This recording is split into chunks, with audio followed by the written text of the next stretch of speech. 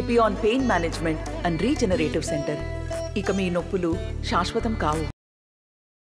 కూటమి అభ్యర్థి నిడదవోలుకు సంబంధించి కూటమి అభ్యర్థిగా ఉన్నటువంటి కందులు దుర్గేష్ ఈరోజు బీఫామ్ అందుకోబోతున్నారు. ప్రస్తుతం కందులు దుర్గేష్ ఉన్నారు.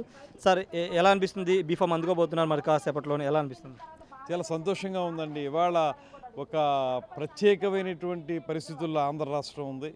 ఈ రాష్ట్రాన్ని గట్టెక్కించడానికి కానీ స్వార్థ రాజకీయ ప్రయోజనాల కోసం కాకుండా రాష్ట్రంలో ప్రజాస్వామ్యం ఫలిడి వెళ్ళటానికి వీలుగా 3 పార్టీల కలయిక అనేది ఇవాళ ప్రజల ఆకాంక్షలకి ఆశలకి అనుగుణంగా ఉంది. అటువంటి సందర్భంలో జరుగుతున్న ఎన్నికలు ఇవి. ఇటువంటి కీలకమైన రాష్ట్ర రాజకీయాలను ఒక మలుపు తిప్పేటువంటి ఈ ఎన్నికల్లో మేము భాగస్వాములం కావడం అనేది మాకు లభించినటువంటి అదృష్టంగా భావిస్తున్నాను. ఖచ్చితంగా ఆ అవకాశాన్ని కల్పించినటువంటి పెద్దలు శ్రీ పవన్ కళ్యాణ్ గారికి కృతజ్ఞతలు తెలియజేస్తున్నాం.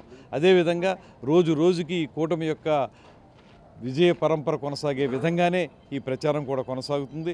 రాష్ట్రంలో అన్ని ప్రాంతాల్లో కూడా ఏ రకమైనటువంటి అరమరికలు లేకుండా తెలుగుదేశం, బీజేపీ, జనసేన 3 కలిసి అద్భుతమైనటువంటి ప్రచార కార్యక్రమాన్ని ముందుకు తీసుకెళ్తున్నాయి కనుక విజయం సాధించడం కూడా చాలా ఈజీగానే ఉంటుందనేటువంటి మాటను నమ్ముతున్నాం. నిడదవోలు మీకు సీటు అనౌన్స్ చేసిన తర్వాత మీరు నాన్ లోకల్ అని, అక్కడ టీడీపీ క్యాడర్ సపోర్ట్ చేయదని బూరుగుపల్లి శేషారావు వీళ్ళంతా కొంత ఆందోళన చేస్తారు. ఇప్పుడు ఎలా ఉంది సార్ పరిస్థితి? మీతో కలిసి ప్రయాణం చేస్తున్నారా ప్రచారంలో కానీ?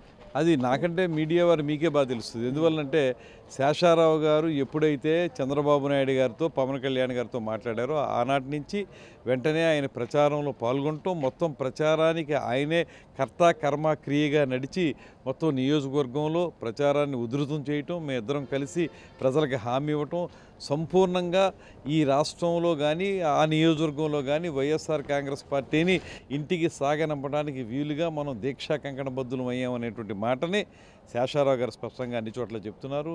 నేను అదే మాట చెప్తున్నాను. ఇద్దరం కలిసి రాబోయే రోజుల్లో నిడదవోలు నియోజకవర్గాన్ని సమ్మిళితమైనటువంటి ఒక ప్రక్రియతోటి, అంటే అభివృద్ధిని సంక్షేమాన్ని రెండూ కలిపినటువంటి సమ్మిళితమైనటువంటి అభివృద్ధిని చేయడానికి సిద్ధంగా ఉన్నామన్నటువంటి మాటని ప్రజలకు చెప్తున్నాం. ప్రజలు కూడా జేజేలు పలుకుతున్నారు, నీరాజనాలు పలుకుతున్నారు. తప్పనిసరిగా ఈసారి కూటమిదే విజయం అనేటువంటి మాట కూడా వారందరూ చెప్తున్నారు కనుక చాలా అక్కడ సాఫీగా ప్రచారం సాగుతుంది. నేను అక్కడ లోకల్ నాన్ లోకల్ అనేదానికి అసలు అర్థం లేని వ్యవహారం. ఎందువల్లనంటే అక్కడ వైఎస్ఆర్ కాంగ్రెస్ పార్టీ తరఫున పోటీ చేసే అభ్యర్థి కూడా లోకల్ కాదని అక్కడ వాళ్ళు చెప్తున్నారు. ఆయన కొవ్వూరు నియోజకవర్గం అని చెప్తున్నారు. కొవ్వూరు ఎంత దూరమో నిడదవోలుకి మా ధవళేశ్వరం కూడా అంతే దూరం. ఇందులో పెద్ద దూరాల భారం ఏమి ఉండదు. ఖచ్చితంగా ఆయన లోకల్ కాదని అంటున్నారు. కాకపోతే దానికంటే ముఖ్యంగా నేను నమ్మే మాట ఏంటంటే ఎవరైతే ప్రజలకి అందుబాటులో ఉంటారో వాళ్ళే లోకల్. ఎవరైతే ప్రజలకు అందుబాటులో ఉండరో, పదవి ఉన్నప్పటికీ కూడా అందుబాటులో లేకపోతే వాళ్ళు నాన్ లోకల్.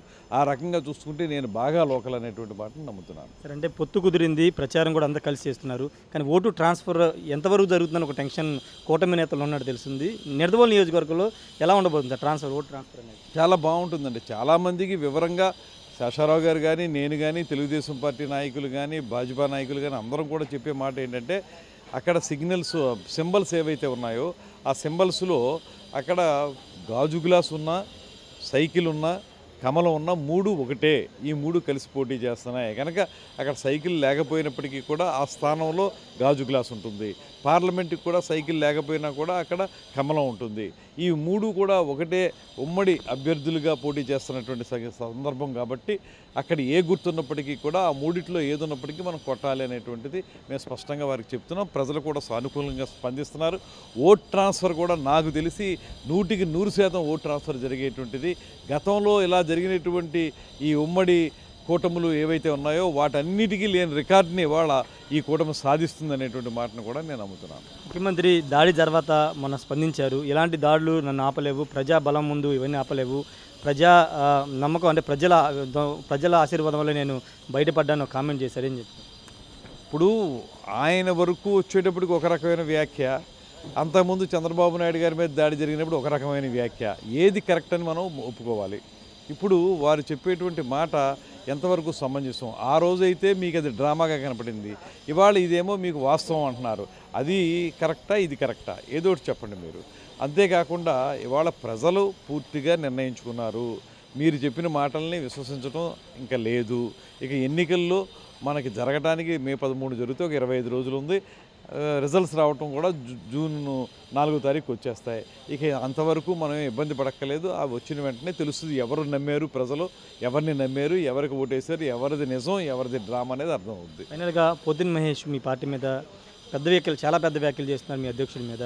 ఎలా చూస్తారు? ఏమైనా పార్టీకి ఏమైనా ఇబ్బందికరంగా మారే అవకాశం ఉంది ఆయన వ్యాఖ్యలు? అదేం ఇబ్బందికరం కాదండి. సహజంగా ఓట్లు రానటువంటి వాళ్ళు, సీట్లు రానటువంటి వాళ్ళు సహజంగానే కొన్ని రకాలైనటువంటి వ్యాఖ్యలు చేస్తారు. కానీ ఈయన శృతి మించి వ్యాఖ్యలు చేసినట్లుగా కనపడుతుంది.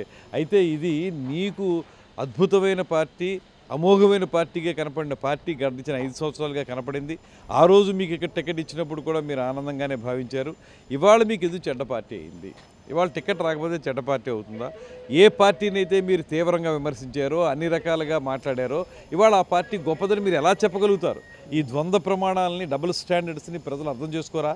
మీకు అది తెలియదు. ఇవాళ రాజకీయాల్ని చాలా సునిశ్చితంగా పరిశీలిస్తున్నారు ప్రజలు.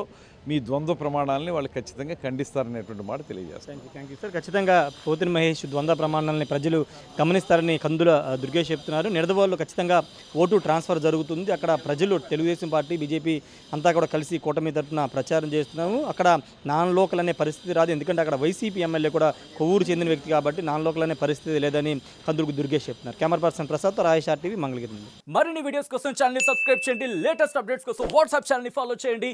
అండ్ లింక్ డిస్క్రిప్షన్ లో ఉంది.